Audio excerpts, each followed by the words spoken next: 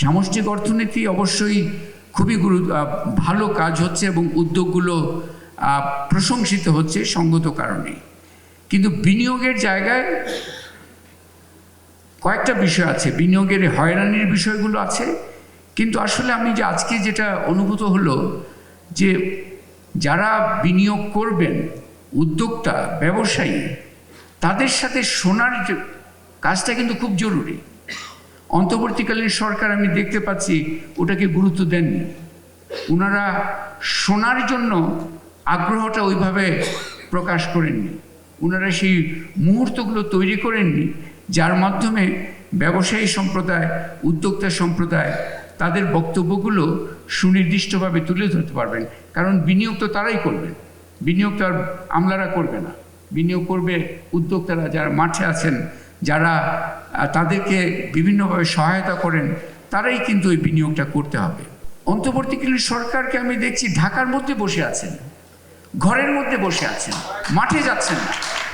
মাঠে তো আমি কোথাও দেখলাম না। আমি গাইবান্ধায় এবং তার আগে রংপুরেও গেলাম, মাঠে তাদের পদচারণা কেন নাই? থাকা দরকার। আপনি তো মানুষের সাথে কথা বলতে হবে।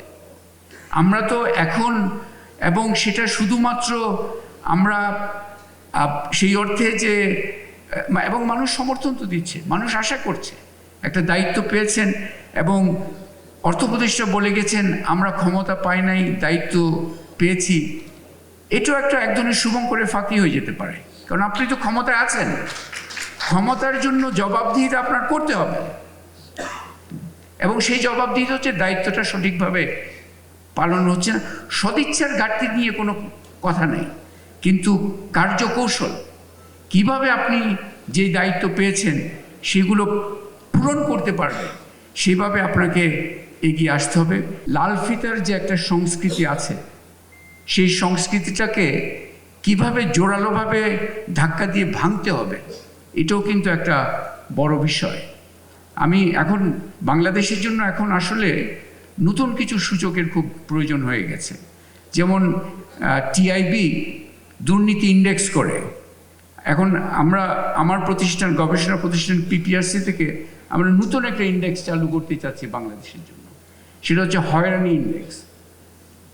হয়রানি এবং দুর্নীতি, এটা দুর্নীতির চেয়েও হয়তো আরও বেশি ব্যবসায়ীদের জন্য বলি, সাধারণ মানুষের জন্য বলি, হয়রানি বিষয়টার বাস্তবতাটা দুর্নীতির চেয়ে আরও ভয়াবহ, এবং সেটার শুধুমাত্র সদুপদেশ দিয়ে এগুলো ঠিক হবে না।